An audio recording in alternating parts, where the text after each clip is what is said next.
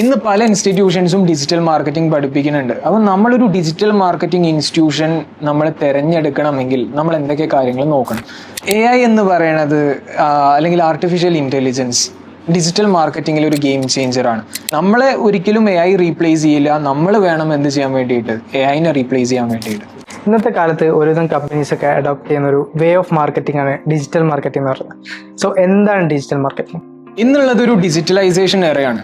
അതുകൊണ്ട് തന്നെ ഒരുവിധ എല്ലാ കമ്പനികൾസും ട്രഡീഷണൽ മാർക്കറ്റിംഗ് വിട്ടിട്ട് ഒരു ഡിജിറ്റൽ മാർക്കറ്റിംഗിലേക്ക് മാറുന്ന ഒരു രീതിയാണ് നമുക്കിന്ന് കാണാൻ പറ്റുന്നത്.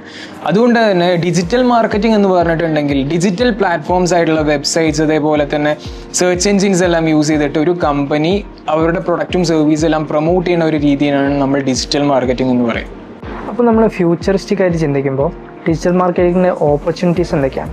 ഡിജിറ്റൽ മാർക്കറ്റിംഗിൻ്റെ ഒരു ഫ്യൂച്ചറിസ്റ്റിക് ട്രെൻഡ് പറയാനാണെങ്കിൽ ഇപ്പം നമുക്കറിയാം ഒരുവിധം കമ്പനീസ് എല്ലാം ഡിജിറ്റലൈസ്ഡ് ആയിക്കൊണ്ടിരിക്കുകയാണ്. ഇപ്പം നമുക്ക് ഓൺലൈൻ പ്ലാറ്റ്ഫോംസ് എല്ലാം പല കമ്പനീസിൻ്റെ വെബ്സൈറ്റ്സും കാര്യങ്ങളൊക്കെ അവൈലബിൾ ആണ്.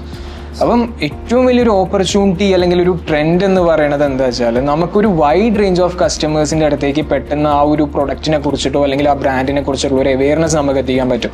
അതിപ്പോൾ ഒരു ഗ്ലോബൽ ഓഡിയൻസ് ആയിക്കോട്ടെ. നമുക്കൊരു നിഷ് മാർക്കറ്റ് അല്ല നമ്മൾ അവിടെ ടാർഗറ്റ് ചെയ്യാൻ പറ്റും, നമുക്കൊരു ഗ്ലോബൽ ഓഡിയൻസിനെയാണ്. അത് തന്നെയാണ് അതിൻ്റെ ഒരു ഫ്യൂച്ചറിസ്റ്റിക് ട്രെൻഡ് എന്ന് പറയുന്നത്. ഒരു ഡിജിറ്റൽ മാർക്കറ്റിംഗ് കോഴ്സ് പഠിക്കാൻ താല്പര്യമുള്ള ആൾക്ക് എന്തൊക്കെ ക്വാളിഫിക്കേഷൻസ് ആണ് വേണ്ടി വരിക? ഒരു ഡിജിറ്റൽ മാർക്കറ്റിംഗ് കോഴ്സ് പഠിക്കാൻ വേണ്ട ഒരാളുടെ ക്വാളിഫിക്കേഷൻ എന്ന് പറയുന്നത് അത്രത്തോളം ഒന്നുമില്ല. ഒരു +2 അല്ലെങ്കിൽ ഒരു ഡിഗ്രി കഴിഞ്ഞ ആൾക്കാർക്ക് വേണമെങ്കിലും ഒരു ഡിജിറ്റൽ മാർക്കറ്റിംഗ് കോഴ്സ് എടുത്ത് പഠിക്കാവുന്നതാണ്. പക്ഷേ ഏറ്റവും കൂടുതൽ വേണ്ടത് ആ ഒരു മൈൻഡ് സെറ്റ് ആണ്, അതേപോലെ ഒരു ഡിസിപ്ലിൻ. അതായത് നമ്മൾ ഒരു ഡിജിറ്റൽ മാർക്കറ്റിംഗ് കോഴ്സ് എടുത്തിട്ടുണ്ടെങ്കിൽ നമ്മൾക്ക് കുറച്ചുകൂടി ക്രിയേറ്റീവ് ആയിട്ടുള്ള മൈൻഡ് സെറ്റ് വേണം. അതേപോലെ പ്രോപ്പറായിട്ട് നമ്മുടെ ടാർഗറ്റ് ഓഡിയൻസ് ആരാ എന്നുള്ള കാര്യങ്ങളൊക്കെ നമ്മൾ മനസ്സിലാക്കണം. അപ്പം ഏറ്റവും കൂടുതൽ ഒരു ഡിജിറ്റൽ മാർക്കറ്റിംഗ് കോഴ്സ് എടുത്ത് പഠിക്കുന്ന ആൾക്ക് വേണ്ടത് നല്ല ക്രിയേറ്റീവ് ആയിട്ടുള്ള ഒരു മൈൻഡ് സെറ്റും അതേപോലെ തന്നെ നല്ല രീതിയിലുള്ള ഒരു ഡിസിപ്ലിനുമാണ്. നമ്മൾ ഡിജിറ്റൽ മാർക്കറ്റിങ്ങിൻ്റെ സ്കോപ്പിനെ പറ്റി ആലോചിച്ചാൽ കേരളത്തിന് പുറത്താണോ അതോ അകത്ത് തന്നെയാണോ കൂടുതൽ സ്കോപ്പ് ഉള്ളത്? നമുക്ക് അങ്ങനെ ജഡ്ജ് ചെയ്യാൻ പറ്റില്ല. കാരണം നമ്മൾ അവിടെ ടാർഗറ്റ് ചെയ്യുന്നത് ഒരു ഗ്ലോബൽ ഓഡിയൻസിനെയാണ്. ഇപ്പം ഞാനൊരു ബിസിനസ് ചെയ്യുന്ന സമയത്ത് ഞാൻ അവിടെ ടാർഗറ്റ് ചെയ്യണത് ഒരു ഗ്ലോബൽ ഓഡിയൻസിനെ ആയിരിക്കും.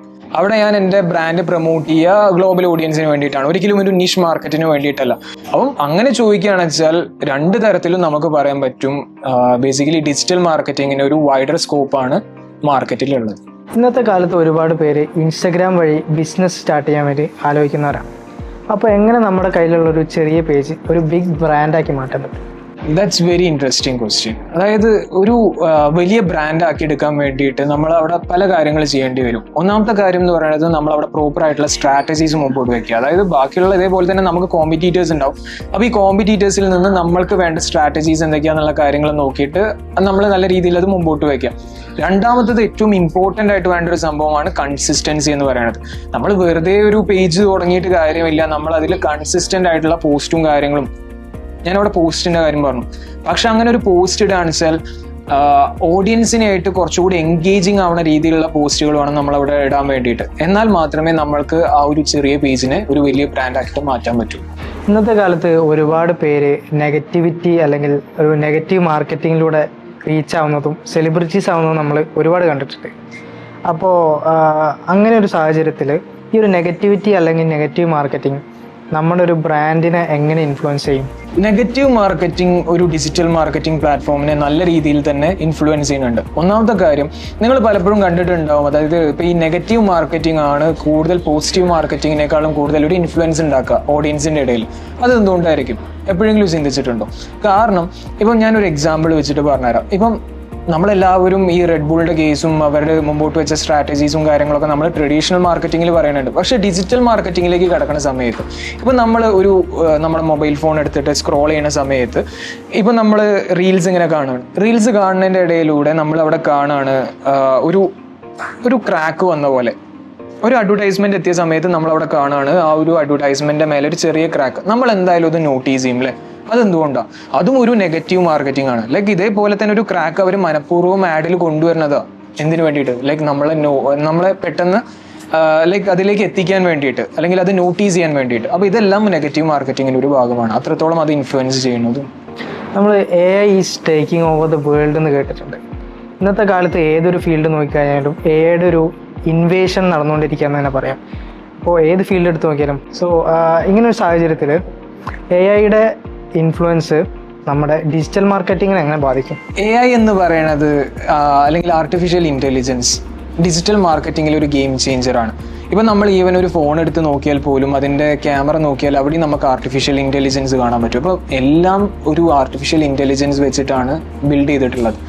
ഓക്കെ, അപ്പോൾ നമ്മൾ ഈ ഒരു കാര്യത്തിനെ കുറിച്ച് ഡിസ്കസ് ചെയ്യാനാണെങ്കിൽ, ഡിജിറ്റൽ മാർക്കറ്റിങ്ങിൽ AIൻ്റെ ഇൻഫ്ലുവൻസിനെ കുറിച്ച് ഡിസ്കസ് ചെയ്യാനാണെങ്കിൽ, ഇപ്പം ഇന്നൊരു കോണ്ടന്റ് ക്രിയേറ്ററിൻ്റെ മുതൽ ഒരു ഡാറ്റ അനലിസ്റ്റിൻ്റെ എല്ലാ റോൾസും കാര്യങ്ങളെല്ലാം ഇന്ന് AI ചെയ്യണുണ്ട്.